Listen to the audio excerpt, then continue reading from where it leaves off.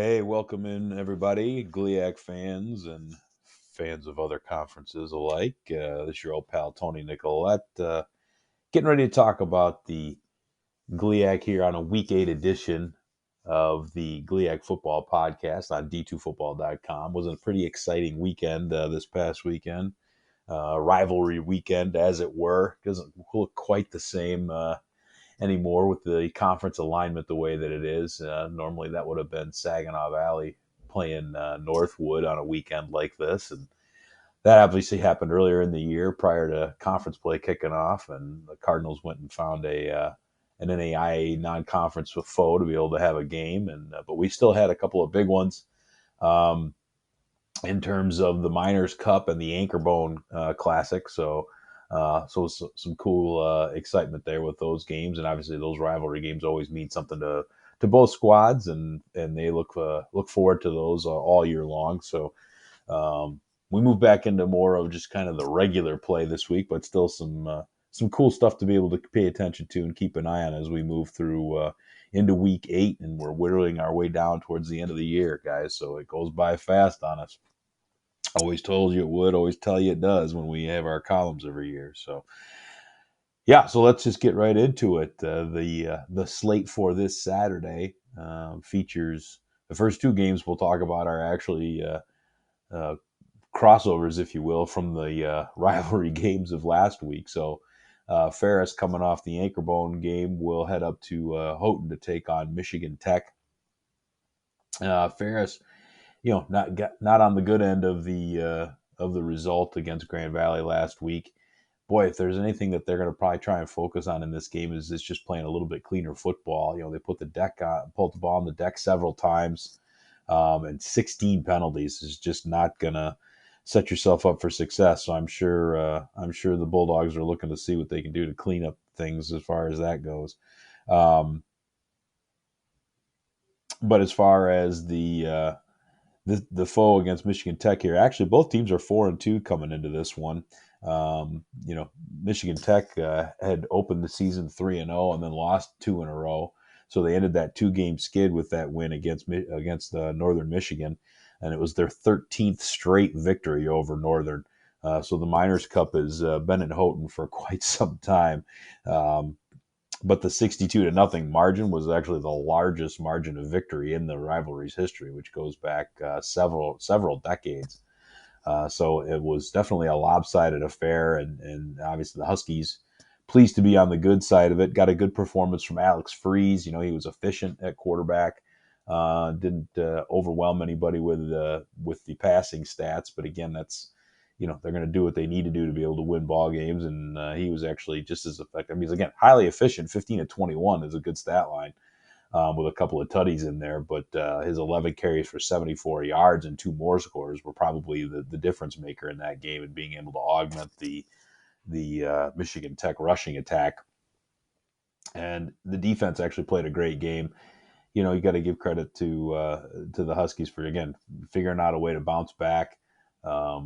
After back-to-back losses and being able to do it in a rivalry game on the road, got to feel good. And of course, the big game that day was, of Freeze's 15 completions, 10 of them went to Darius Willis for 202 yards and 2 scores. That was a heck of a ball game. And I've been telling anybody who'll listen, Darius Willis is a bad man, and he continues to prove as such. In games such as this. So congrats to the Huskies for that win there. They'll probably have a little bit tougher sledding in this one. The Bulldogs, again, coming off the loss to Grand Valley. They don't come off losses very often, and usually if and when they do, they respond pretty significantly. So I would anticipate that you're going to see the Bulldogs fired up and ready to go in this one.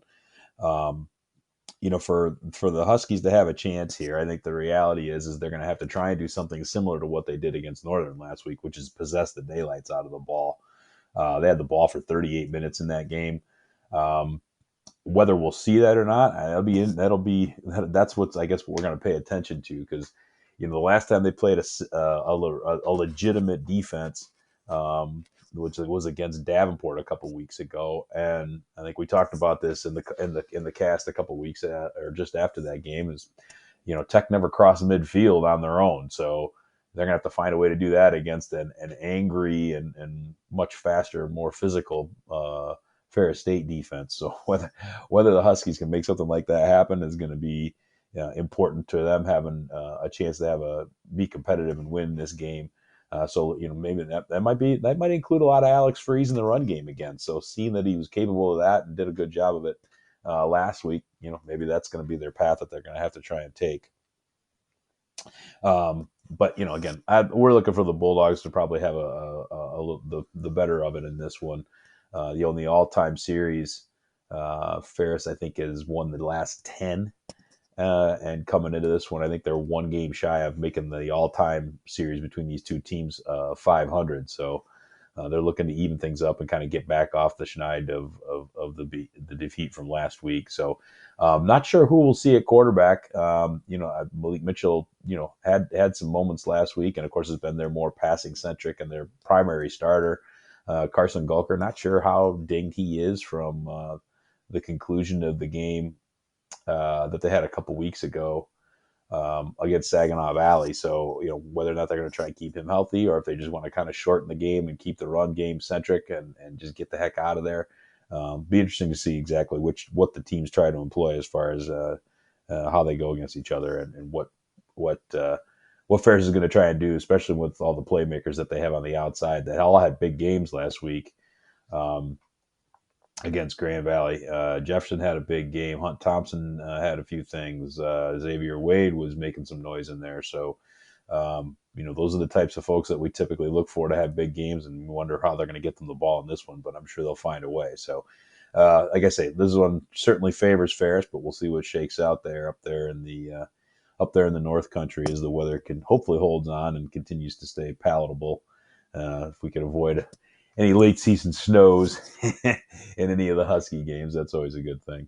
So then, also in the Upper Peninsula, the other half of those two rivalry games is going to be Grand Valley making its way up to Northern Michigan. The Lakers are 5-1, while Northern comes in at an 0-7, and boy, it's just been tough for the Wildcats here the last stretch.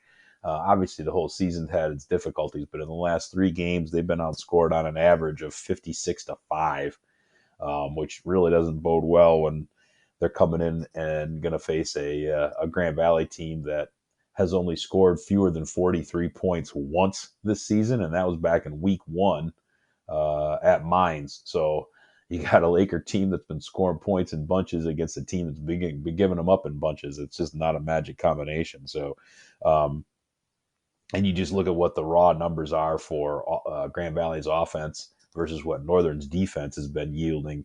Grand Valley's scoring it at 49 a game on the season. Northern's given up 45 plus.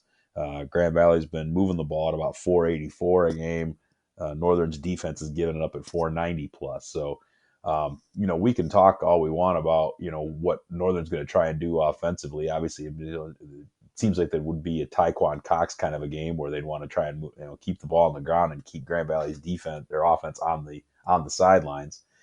But we'll see. I mean, Grand Valley's number 2 against the run nationally, so it's going to be if Cox and company are going to have their say in keeping Grand Valley's offense on the sidelines, it's not going to be an easy task for them to make that happen. And it'll be interesting to see too if Mariano Valente. We don't know what his availability is. So Aiden Horde got his first start of his career at quarterback last week for the Wildcats. Son of an all-timer, Matt Horde for Northern. So it was great to be able to play at his father's alma mater and all that kind of stuff, and excited for him. But boy, to get thrust into his first start against an arch rival last week and then have to play one of the nation's top outfits in week 2, boy, that's a big ask. So we'll see what the Wildcats are going to do at quarterback in this one. But either way, this just seems like an awfully difficult spot for the Wildcats to find their first win of the season. So we'll see what happens, and we're wishing them well. But the numbers don't bear out that they're in a good spot here coming up against this one. All right, now we move from the 2 Upper Peninsula games. We stay north, but then we head due west quite a ways to the bustling urban center that is Bismarck, North Dakota. And the Davenport Panthers are making a trip out to the University of Mary. This is one of the um, games that opened itself up when Upper Iowa left the Northern Sun, and 11 teams had open dates suddenly in the Northern Sun schedule this year. And, we're finding that there were quite a few spots where GLIAC teams are filling in. Northern Michigan took on Minnesota Duluth back in week 1, and I think they've got Northern State to finish the season off.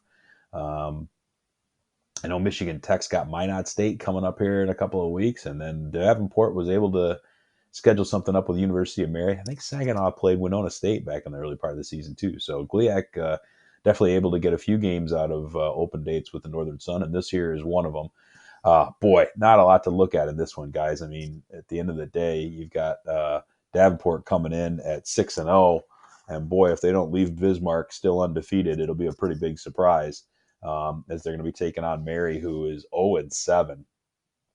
And again, this is another game where the trends don't marry up well for marry up well. I just caught that as I said it. Marry up well for the team that hasn't won a ball game yet. Mary has really only been in one game a few weeks back. They had a 3-point decision against Concordia St. Paul, who was only a 2-win team on the season. And part of the problem for Mary is they only scored at about 12 points per game, which, taking on a Davenport unit that's only giving up about 15 a game and is one of the top teams in the country in terms of scoring defense. That is not a magic combination. On top of that, Mary's ground defense is giving up about 225 yards a game. And they're going to face the bleeding rusher in the GLIAC and Myron Harris, who's, getting in at about 126 yards per game, almost 7.5 yards a pop in terms of yards per carry.